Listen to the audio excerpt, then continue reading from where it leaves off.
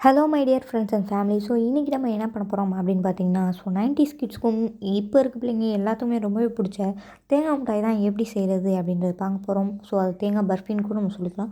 அதை எப்படி செய்ய போகிறோம் அப்படின்றத பார்க்க போகிறோம். So welcome back to recipe making mania. இப்போ வந்து நம்ம 2 கப் வந்துட்டு திருவுன தேங்காய் வந்துட்டு எடுத்துருக்கோம்.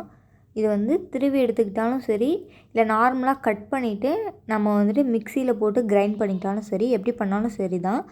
இப்போ நான் வந்துட்டு மிக்சியில் போட்டு மறுபடியும் கிரைண்ட் பண்ணிக்க போகிறேன். ஸோ அப்போ தான் நம்ம ஃப்ரை பண்ணுறப்போ ரொம்பவே ஈஸியாக இருக்கும். நம்ம சாப்பிட்றப்போ வந்துட்டு தட்டுப்படாது நம்மளுக்கு. அதுக்காக தான் நம்ம நல்லா கிரைண்ட் பண்ணி எடுக்கிறது. ஸோ இதை கிரைண்ட் பண்ணி எடுத்துக்கலாம். அப்புறமேட்டு பேனை வந்துட்டு நம்ம ஹீட் பண்ணிக்கலாம். அதுக்கப்புறமா எந்த கம்பல்ஷனும் கிடையாது கீ சேர்க்கணும் இல்லை ஆயில் சேர்க்கணும் அப்படின்னு சொல்லி. உங்களுக்கு விருப்பப்பட்டால் நீங்கள் சேர்த்துக்கலாம். ஸோ நான் வந்து இங்கே சேர்க்கலை, ஆயிலோ கீயோ எதுவுமே நான் சேர்க்கலை. நீங்கள் விருப்பப்பட்டால் 2 டேபிள் ஸ்பூன் வந்துட்டு கீயோ இல்லாட்டினா ஸ்மெல் இல்லாத ஏதாச்சும் ஒரு ஆயில் வந்து ஆட் பண்ணிக்கலாம். இப்போ வந்து நம்ம நல்லா கிளறி விட்டுக்கலாம் இந்த தேங்காய் வந்துட்டு. ஏன்னா அதில் ஈரப்பதம் இருக்கும். அது போகிற வரைக்கும் நம்ம நல்லா வந்துட்டு இதை ஃப்ரை பண்ணி எடுத்துக்கலாம். லைட் ப்ரௌனிஷ் வரணும் அந்த மாதிரி எதுவும்லாம் கிடையாது.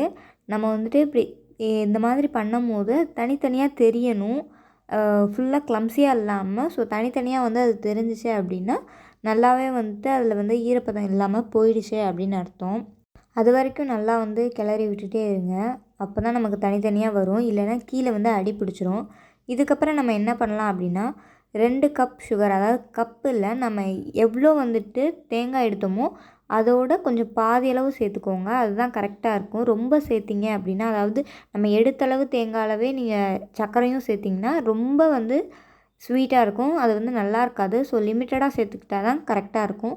நம்ம வந்து சர்க்கரையை போட்டுட்டு நல்லா இன்னொரு தடவை கிளறி விட்டுக்கலாம். சர்க்கரையிலேருந்து தண்ணி விடும். அதுக்கப்புறம் இந்த மாதிரி கெட்டியாகும். ஸோ இதை அப்படியே வந்து நம்ம பிளேட்டில் வந்துட்டு மாற்றிடக்கூடாது. இது நல்லா வந்துட்டு கெட்டியாகிற வரைக்கும் பேன்லேயே வந்து நம்ம அதை ஃப்ரை பண்ணிகிட்டே இருக்கணும்.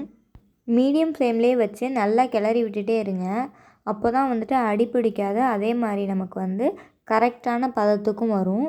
ஸோ இந்த மாதிரி பதத்தில் இருக்கப்போ நீங்கள் என்ன பண்ணுங்கன்னா, 1 ஸ்பூன் வந்துட்டு ஏலக்காயும் சர்க்கரையும் பொடி பண்ண பவுடர் வந்து அதில் போட்டுக்கோங்க. ஸோ இந்த மாதிரி வரணும். இந்த மாதிரி கெட்டியாக வந்துச்சுன்னா நமக்கு கொஞ்சம் சாஃப்டாக கிடைக்கும் தேங்காய் பர்ஃபி. இல்லாட்டினா இன்னும் நீங்கள் வந்து ஃப்ரை பண்ணிகிட்டே நல்லா வதக்கிட்டே இருந்தீங்க அப்படின்னா உங்களுக்கு நல்லா கெட்டியாக வந்துட்டு கிடைக்கும். அதாவது கிறிஸ்பியாக இருக்க மாதிரி கிடைக்கும், கடைகளில் கிடைக்கிற மாதிரி. இதுக்கப்புறம் ஒரு பிளேட்டில் வந்து 1 ஸ்பூன் கீ ஆட் பண்ணிவிட்டு அந்த பிளேட் ஃபுல்லாக நம்ம அப்ளை பண்ணிக்கலாம். ஏன்னா கீழே ஒட்டாமல் நம்ம எடுக்கிறதுக்காக. இப்போ வந்து நம்ம அந்த தேங்காய் பர்ஃபிக்கு ரெடி பண்ணியிருக்கிறத வந்து நம்ம பிளேட்டில் ட்ரான்ஸ்ஃபர் பண்ணிக்கலாம். இதை வந்து நீங்கள் உங்களுக்கு விருப்பமான ஷேப்பில் வந்துட்டு நீங்கள் அரேஞ்ச் பண்ணிக்கலாம். நான் வந்துட்டு நார்மலாக ரவுண்ட் ஷேப்பில் இருக்க மாதிரி தான் வச்சுருக்கேன். ஸோ இது வந்து இந்த பதத்துலேயே நீங்கள் என்ன பண்ணிடுங்கன்னா பீஸ் மாதிரி போட்டு வச்சுக்கோங்க. ஏன்னா ரொம்ப காஞ்சிருச்சு அப்படின்னா நம்மளால் பீஸ் போட முடியாது. அது ஒரு மாதிரி உதிரி உதிரியாகிடும். ஸோ இந்த மாதிரி போட்டு வச்சுக்கிட்டிங்கன்னா நமக்கு பீஸாக கிடச்சிரும். நம்ம காஞ்சதுக்கப்புறம் பீஸ் போட்டோம் அப்படின்னா ரொம்ப உதிர்ற மாதிரி இருக்கும். ஸோ பார்த்திங்கனாலே உங்களுக்கு தெரியும் எவ்வளோ நல்லா இருக்குது, எவ்வளோ சாஃப்டாக இருக்குது அப்படின்றது வந்து உங்களுக்கு பார்த்தாலே தெரியும். மறக்காமல் செஞ்சு பார்த்துட்டு கமெண்ட் பண்ணுங்கள். Subscribe to recipe making mania.